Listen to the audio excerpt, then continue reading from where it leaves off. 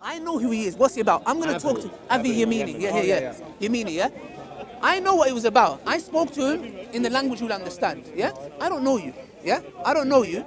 Maybe a minute ago, I was shouting and filming. I apologize for that, yeah? Maybe I got to be excited, I called yeah? you out on it. It's all right. I got excited. But the thing is, since I'm talking to you now and you clarified your position, I'll be unreasonable to come and start having a go at you for no reason. Do you get it? So, I'll tell you what my position is. كتاب الله دستوري كتاب الله دستوري وخير الخلق أسوتنا بسنته.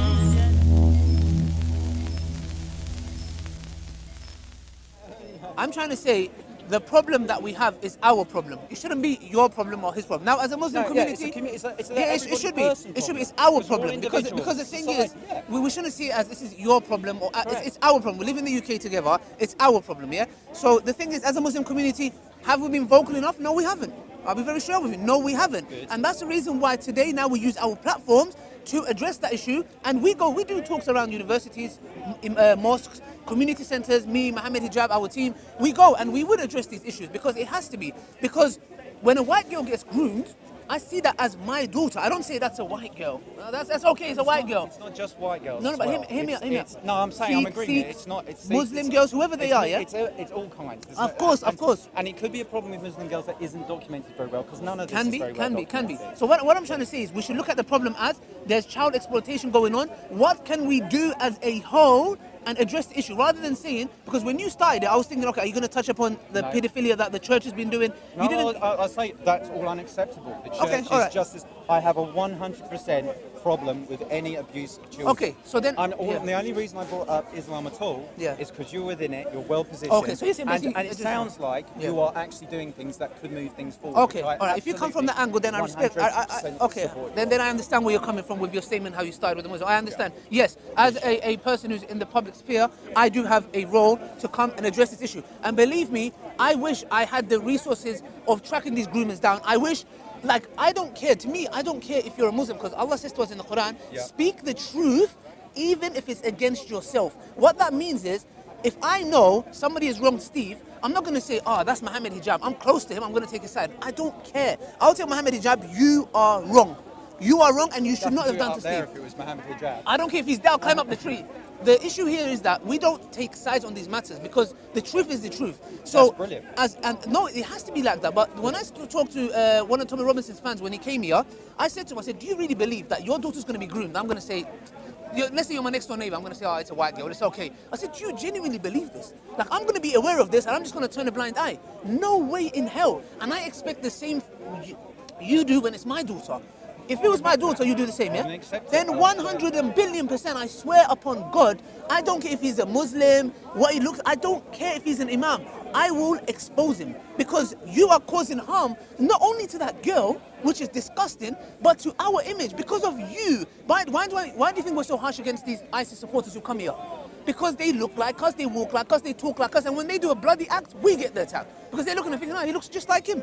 He thinks just like him. So we get the blame, we get the attack. We're the biggest victims of ISIS. So that's the reason why... But you let him lead your prayer. No. I'll never forget the day that Bilal was Steve. leading a prayer and there was about 30... Steve, I don't think you were there personally. There was 30, 40 Muslim guys down on the ground over there and Bilal was at the front leading that prayer. So I tell you something. No, of course. That's very worrying, yeah? The issue here is this, yeah? I'm being honest. You know I've confronted these people, yeah? I've told them, after I did that, I had MI5 come to my house. They said there is death threats towards you. We had a phone call and they came to me. Look, I'm being honest with you, yeah? We had another death threat. I'm just telling you this very recently. The reason we didn't want to come out is because we don't want our families to get concerned, yeah? We had somebody go to the phone box and said, we're going to clean, if you don't clean up the mess, we're going to clean the mess up. Who? Me, Mohammed Hijab and a few other people, yeah? And we're assuming it was from the far right. I get 3 types of threats. The far right, ISIS, and recently that Shia, extreme Shia, who came and said, I'm going to cut your neck off, yeah? Now I'm asking myself a question, like, why do these people hate me? What am I saying? Because it affects the agenda. It's a very good question. No, but the thing is, believe me, when I come to the park, I have to look behind me. When I'm praying, I have to tell a brother, if you see anyone coming close to me, like, keep an eye, yeah? Because it's come to the point where me and Hijab, we're taking certain precautions in place because our life is in danger. ISIS want our head. You know why? Because they believe we're disbelievers. They believe we are apostates, yeah? Because why? Because we expose Andrew Chowdhury and his followers, yeah? But we are kuffar pleasers, yeah? We please the kuffar. So the thing is, this is our problem. This grooming gang issue, pedophile issue, terrorist issue, it's all our problem. We need to deal with it as a team. Do you get it? Me and Steve, we have our back and forth all day, all night. But I know if I... We've never done it during the night. Hey? Me and Steve, look, we'll have a go at each other. Do you get what I'm trying to say? But I know if I saw Steve getting harmed, I'm not going to say, Steve. No, I'll come and help him. And I know if I was being harmed, I know Steve's not going to be like, it's Ali Dawah, let him get a few kicking and I'll record it. Maybe for a few seconds, but he'll come and help me after. This is how we need to be. We're like a family. Look, Steve contacted me today, said, we're having a meeting with the police regarding certain things that's happening here, yeah? This is how it is. Just because we have our disputes and our disagreements doesn't mean he's my enemy. Do you get what I'm trying to say? Even though I do not like, for example, if he was to insult my prophet, etc., which is actually it's actually not freedom of speech, by the way. Indeed. Yeah, it's not. So It's not. it's not. But yeah. But if we leave Brexit, that's a different story. But anyway, so coming back to your point, look, I'm with you. Yeah, maybe you had a perception of me on camera. I'm just saying, look, when I was speaking to Avi Yemeni. Yeah? You know that guy from Australia? Oh, yeah. I know who he is. What's he about? I'm going to talk to Avi Yemeni. Yeah. Yemeni, yeah? I know what it was about. I spoke to him in the language you'll understand. Yeah? I don't know you. Yeah? I don't know you. Maybe a minute ago I was showering and filming. I apologize for that. Yeah? Maybe I got to be excited. I called you out on it. It's all right. I got excited. But the thing is, since I'm talking to you now and you clarified your position, I'll be unreasonable to come and start having a go at you for no reason. Do you get it? So I'll tell you what my position is. If you can do these things and we can actually make things materially better and start dealing with this problem, because my point is always the same. We're all born with the same rights. Yeah. And I've studied. I talked to some of the girls who've been affected by this, and I've studied some of their books. The things that are happening are serious things. I mean, we're talking about kids bringing people into this thing, not kids getting affected, kids being brought in from Pakistani communities, from Somalian communities potentially. If we make progress, and it has to be fast and it has to be real, to bring everyone to the same level where nobody in this country is walking out to the streets and having to worry about being dragged into something, blackmailed into things. Of course not. Like, that's material. The talk is great, but as long as you can deliver... It's the same with pedophilia, yeah? It's the same issue, so we need to address both of it, whichever community it's coming from. Yeah. I believe, number one of the other problems is that the punishment is pathetic. It is absolutely pathetic. You're ruining these girls' lives. I'm being honest, this is where Steve and you would love the Sharia law. Because in a Sharia state, it's night-night. I'm telling you, mate. The way they'll be dealt with is nobody will ever in their life ever mention the word groom again, ever. Because that's how they need to be dealt with. I'm sorry, I support the death penalty. With people like this, there's no, I try to understand the psychology of those who are against death penalty. I genuinely want to understand the psychology. We are more concerned about the criminal and what he does. The flipping guy on the moped who keeps breaking my flipping car a couple of times, yeah? He has more bloody rights than me. I can't stop him. When he takes his helmet off, stop the chase. What do you mean stop the chase? So the issue is we are very soft on criminals. It needs to be harsher, especially these groomers, pedophiles who are raping little kids. I think death penalty, I'm telling you, I'm being honest. If I was running this country, clean them all. It has to. Ali Dawah is going to be running in 2022. Make it 23, I need more preparation. 2023 needs a little bit more preparation. We need to make sure this guy's got a good campaign. Vote Ali. The right way is Ali Dawah. Is that the ISIS? No, it's so yeah, man, that's it. Yeah, I don't know. Anything else you'd like to say? Like I say, we need to deal with these things. It's not necessarily, I don't think it's necessarily, I think the religion becomes a distraction at the end of the day. It is, man. These things are side issues. Need to fix the problem. There's the only divide is between the rich and the poor. That's what I believe.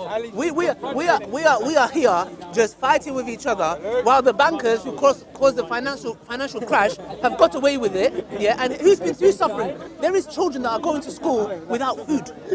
British children, yeah, be it the Pakistani. I think we're quite good. No. But what I'm trying to say is this is our problem. This is our community. Do you get what I'm trying to say? We need to do something about it. The people who are causing the big problem, causing us to fight each other, we're just here bickering while they're just, doing what they need to do. I don't know. I mean, I believe I'm a secular person. Like I say, I believe religion can exist as long as it doesn't cross with our basic principles. Sammy, by the way, yeah. Sammy, yeah. I just She's a remember good girl. that. She's a really good girl. Hopefully, Very sharp. I'm going to go hopefully have an interview with her. If she, You'll have a good chat with her. Yeah. She's very reasonable. Yeah. She's she's one of the few that have gone out, dropped her anonymity, Yeah. and she's been able to do a But lot. you know, if I had an interview with her, hand on heart, do you support Tommy Robinson, by the way? No. Okay, all right. Hand on heart, Tommy Robinson will have a heart attack. Because when I'm sat with Sammy, and I address it, as a Muslim, I'm an Orthodox Muslim, I don't sugarcoat my religion like Majid Nawaz. I believe he's non-Muslim anyway, yeah? I don't like, it means... No, I'm being real. In Islam, there is verses of war. For who? In a state of war. Not what these ISIS scumbags are doing, yeah? I'm an Orthodox Muslim. When I sit down with Sammy, yeah, and speak to her and reason with her, Tommy's going to hate that. He's not going to like it. I'm being honest with you. I think he will hate it. It'll be a very interesting conversation. And I think Tommy's agenda, it will really hurt him. Him knowing that I'm going down this route of actually tackling this issue, calling out the Muslim community to be more vocal, yeah? I'm being honest with you. Look, hopefully we've set up a new organization, yeah, which is called Salam. It means sharing affection, love, and mercy, yeah. We want to tackle this issue. We don't care, whoever it is. Love and mercy, that's what we need tonight. Love and mercy tonight. You know that song? No, but I I was sitting in a grimy movie with my hands on my chin. Da, da, da, da. Come on, that's why let's do it. Let's all do it. Let's all sing along. If music wasn't haram, I would have been. It's a good song. But let me tell you Wilson something. on the When solo album. when I do this, people are going to want me dead faster. They're going to want me get out of the way first. You're a brave man, Ali. Do you swear? No, I never swear. I told her, but she doesn't believe me.